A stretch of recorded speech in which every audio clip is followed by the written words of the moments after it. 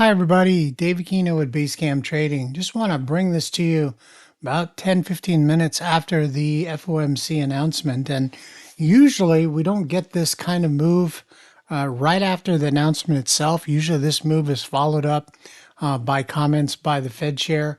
So when we opened up, we were just about 46, 47.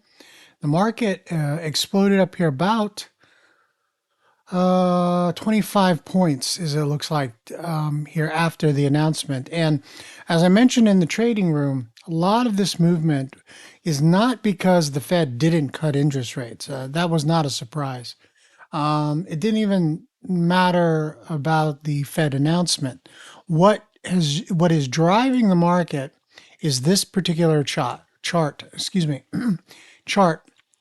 which is the projections of where the Federal Reserve participants are assessing where interest rates will be in 2024, 2025, 2026.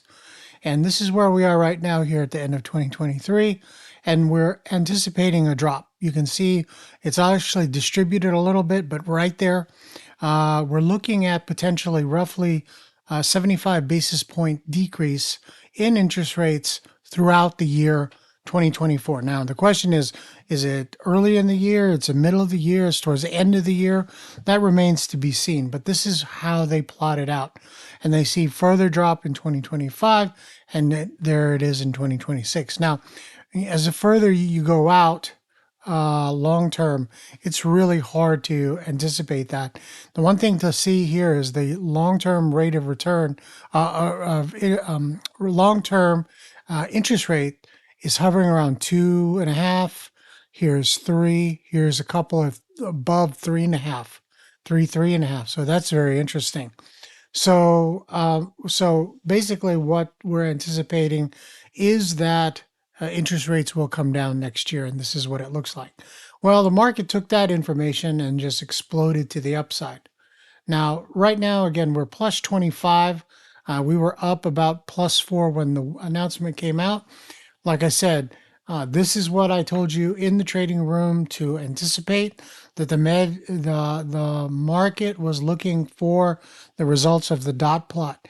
Now we'll see if the press conference or the Q&A session changes this up a little bit, supports this move, or causes a pullback.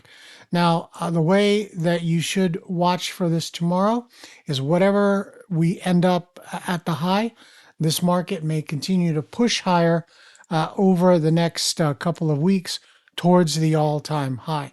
Now that the last Fed meeting is out, and then there is some confirmation that sometime in 2024 we're going to cut interest rates. The question is when. So the markets are maintaining that gain right now, and probably will stay that way until we have the FOMC comments and the Q&A session. So I would, unless something drastically changes here in the afternoon, I would continue to look for a continuation move to the upside. Okay, thanks a lot.